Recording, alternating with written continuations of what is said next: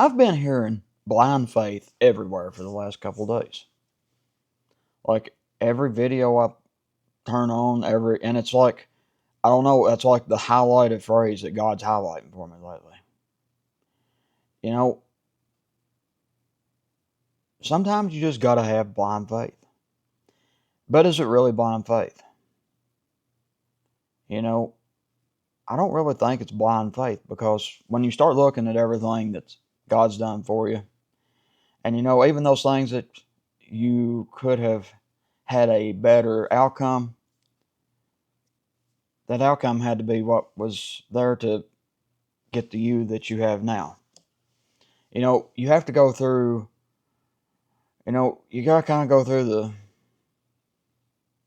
hell to get to heaven sometimes, or realize that you're in heaven and you get to taste a little bit of hell. It all depends on your outlook and where you're at in life and how you see things. But blind faith, and it's like this. I've got a lot of things going on right now, and it's like I'm not worried about the outcomes. God's done told me, hey, guess what? It's going to be okay. And God said, do you have faith? And I've got faith, and I've got knowing. And that's the only thing that like keeps me held together.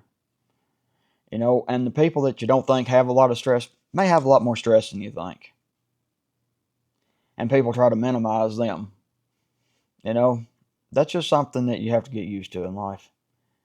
Those that are spiritual in nature and see certain things other people don't, the ones who don't see will minimize you. That's just point blank, period, end of discussion. They don't know that they don't know, okay? So you got to accept that first off. Accept that whenever you're on this path, it's a lonely road. Kid Rock has that song, Lonely Road of Faith. Now, it really is. Whenever you believe and know, it's more than just believing, it's about knowing. Knowing that God will provide for you, that God's going to take care of you, and those problems that you don't have any idea how they're going to work out, that God's going to work them out for you. It's about knowing that, hey, God's going to work things out for you. Knowing that God will take care of everything for you.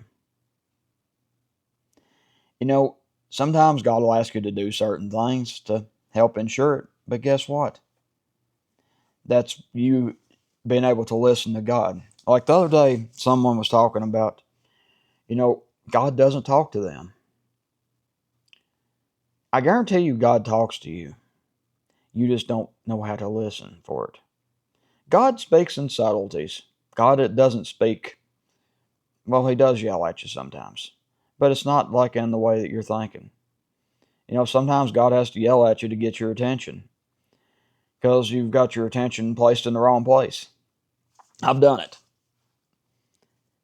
Whenever you start looking at the bigger picture of things and God says, hey, it's going to be okay.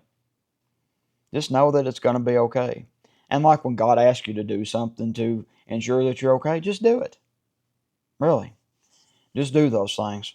But the thing is you got to learn how to tune out the rest of the world.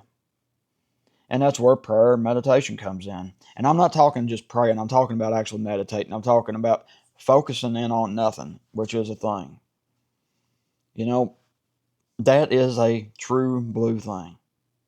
And it sounds like, can you focus on nothing? It sounds counterintuitive. Well, once you learn how to do it, you will. And God will teach you how to do that. But you've got to start with just a little bit of focus. You've got to start with just a little bit of effort, and then God will help get you the rest of the way there. You got to start being able to sit there for a few minutes at a time without moving, with no phone in your hand, just your eyes closed. I usually like to do the meditation pose, the cross legs and fingers. That's the way I like to do it, and I can feel something. And are you going to feel something right off the bat? Maybe. Sometimes you may have to, you You may have to let the phone ring a few times before somebody picks up. It just depends on how long it's been since your last one. Me, I'm able to meditate throughout the day. Even while I'm doing other things, I can be talking to God. God will be like, here, let me take over that task and we're going to talk. That's how you build your relationship with God. That's how you get past the point of blind faith and having faith. Sometimes it's about having blind faith whenever you look like nothing is going to go right in a situation. When you look at something and you're like, you just looking like I'm screwed. Yeah, sometimes it looks like that. It really does. You're just sitting there and you're just like, how am I going to come out of this okay? How am I going to come out of this with anything? Sometimes you just got to keep going. That's how you know. You just got to keep going. And you got to keep having faith, and you got to keep talking to God, and you got to keep knowing in your heart that God's going to provide for you. That's how you know. That's how you know things are going to be okay. And sometimes you got to go against everybody that you know. People will tell you that they don't want to tell you that they think you're on a stupid path, but that's exactly what they think, because as you get more intuitive, you can read what everybody's actually saying to you. And hey, trust your intuition. And the ones who don't believe in you, that's their problem, not yours. It's all about your relationship with God, not what other people think about your relationship with God. Okay? Your faith is not what other people tell you your faith is. And that's the first thing you got to do is quit listening to other people when they try to tell you things, for the most part. Sometimes if you have people there that God's shown you can trust, yeah, but even then, test what they're saying with God and say, just propose it to God, and if God tells you good, it's good. God says it's bullshit, it's bullshit. But just never take people's all the time word for it, because I'm telling you, even the best manipulate. People, whether knowingly or unknowingly, they're just manipulative. That's their nature. And I'm not trying to